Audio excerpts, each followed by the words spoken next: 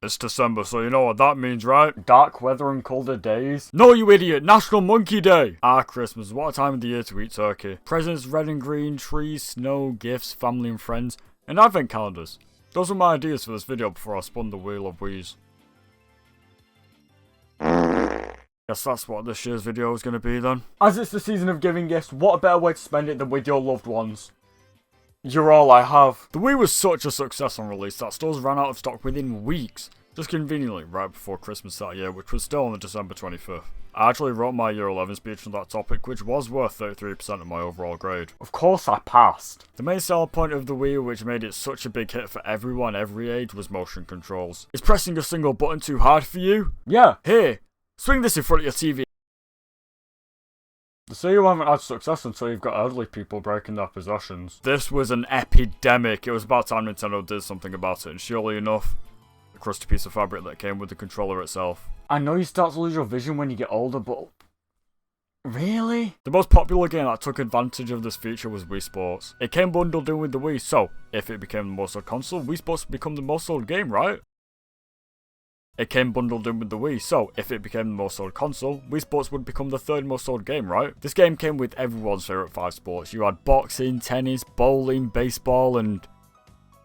golf? There isn't really much to say about this. I mean, it's literally just the sports themselves, but in a video game. Well, there is one thing, or should I say one man, the boxing champion himself, Matt. But I can't help but shake the feeling that something's missing. Good one!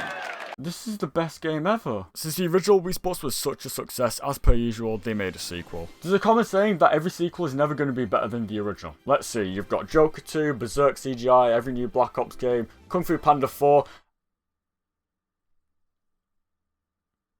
Let's take that one away. But with a sports game that only had 5 sports, it would be really, really hard for Nintendo to mess this up. And surely enough, they didn't. Yes, ladies and gentlemen, it's official. A sequel is finally better than the original. Just ignore Empire Strikes Back, FNAF 2, and every Attack on Titan season. Wii Sports was up because slapping a big fat number on the end is something Nintendo would never do. Well, I'll be damned. Look at this assortment of new sports and tell me this wouldn't solve war. The infamous perfect game of basketball, eh? Haunted me when I was a child. It still haunts me when I wake up.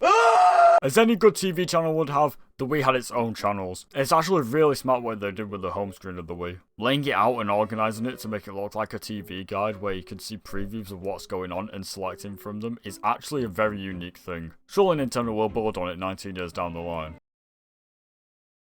Everyone's favourite least used channel, the Mii Maker. This is a staple of the Wii experience. Almost every Wii game has some way of working the Miis into it. Most of the time they're used as playable characters like in the Wii Fitness games and Mario Kart Wii. Of course, the most common people to be made were your family members and your mates, but sometimes you just want to let loose and make a burger or even... The photo channel was the best way to waste a few minutes in the late 2000s. Sometimes you just need to reset from reality and have to gawk at yourself with the Mario Kart Wii characters. That's me! You could also add filters to photos and take a picture from this to make it look like this. The Wii Shop channel was the best way in the late 2000s to buy digital-only Wii games. This was the only way to buy digital-only Wii games in the late 2000s. This is where you'd find all the WiiWare and Virtual Console stuff, which in reality it was its only purpose. Finally, I have been waiting to be able to play A Boy and His Blob, Trouble on blah blah blah blah blah. A Boy and His Blob, Trouble on Blobolonia. You can't mention the Wii without mentioning its music. Everything from the Mii Maker to the Everyone Votes channel had its own representative music. Now it's no surprise to find out that the Wii obviously has some of the most sold video games of all time. Wii Sports, as previously stated, being the third most sold video game of all time. Mario Kart Wii being 21st, with the Wii Sports result being 27th. I told you it was a successful sequel. Amongst these high-selling fitness games, as I just said, we find Mario Kart Wii. Not the Command. What? For the longest time, actually, this was the most sold Mario Kart game. Until we went into a lockdown and everyone bought Switches with Mario Kart 8 Deluxe. Cheaters. The Wii's Virtual Console catalogue had a grand total of 427 games, spread amongst 9 different consoles. That's at least 47 games per console. To put that into perspective, here's me with one Wii game, and now imagine 427 of those. It's just a shame that they didn't have Golf 1984. These games look great. Making the transition from 240p to 480p, it really makes you appreciate how much detail the developers put into making Mario's mustache hairs. The Game Boy and its successors had great titles like the Pokemon series. I cannot wait to go onto the Virtual Console Wii Shop and play Pokemon. WiiWare was Nintendo's play on words of shovelware, if you couldn't tell. This is where they would shovel all their other things onto the console into a massive pile of hot, steaming rubbish. You could tell they didn't even want it to be associated with the Wii because look, it has its own segregation in the Wii Shop channel. Look what they've done to my boy! Developers could buy their own development kits, which was set them back around $2,000. If you made an innovative game, you'd make profit and get the money back in more than that. But if it flopped, you should have really just put it all on black in the first place. All on black, come on. Now Nintendo defended this scheme by saying that remarkable motion controls will give birth to fresh takes on established genres, as well as original ideas that currently exist in only developers' minds. And did it? Yeah. The Wii had such a great variety of controllers. Let's see. You had the Wiimote, the Wiimote Plus, the Wiimote Nunchuk, the Classic Controller Pro, the GameCube controller, the Wii Balance Board, the Wii Zapper, 2 Wii Wheels, Wii Vitality Sensor, some bongos, the Wii Drawing Tablet, the Wii DDR mat, the Wii Golf Club, the Wii Baseball Bat, the Wii Tennis Racket, the Wii Ping Pong Paddle, the Wii Boxing Gloves, the Wii Bowling Ball, the Wii Rugby Ball, the Wii Helmet, the Wii Snooker Cue, the Wii Combat Pack, some instruments. This list does not end! Me personally, my favourite's the F1 wheel. I don't have it, but it's my favourite. Just look at this, it's so realistic! Oh my god, it's just like F1, the cars go left and right. Before I start this section, I must preface, I do not at all condone modding your console. It is dangerous and sometimes it is illegal.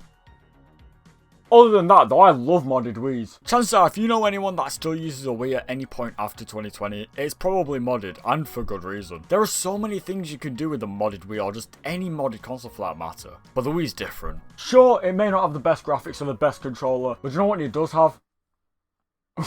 Professor Heinz Wolf's Gravity.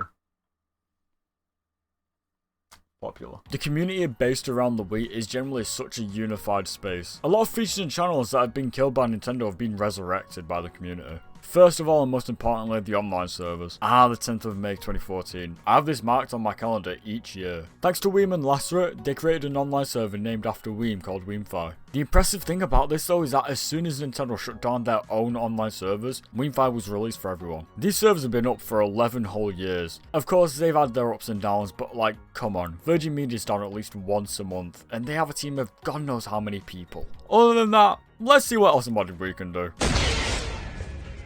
Oh my god. Finally, I've always wanted to be greeted by. Emulation is a big thing in the current day and age. With video game prices going up, there is a person uploading a video on the internet about emulation. Similar to what I said before, I do not condone emulation. It is illegal. Illegal. You will be arrested.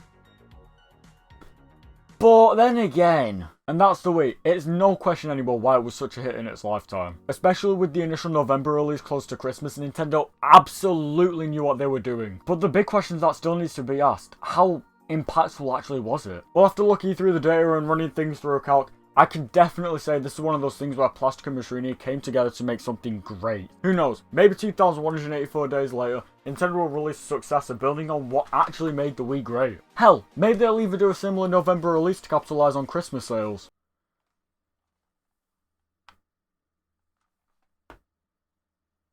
Anyway guys, YouTube stuff, Merry Christmas, and comment, like, subscribe, and fuck Mogi Lounge.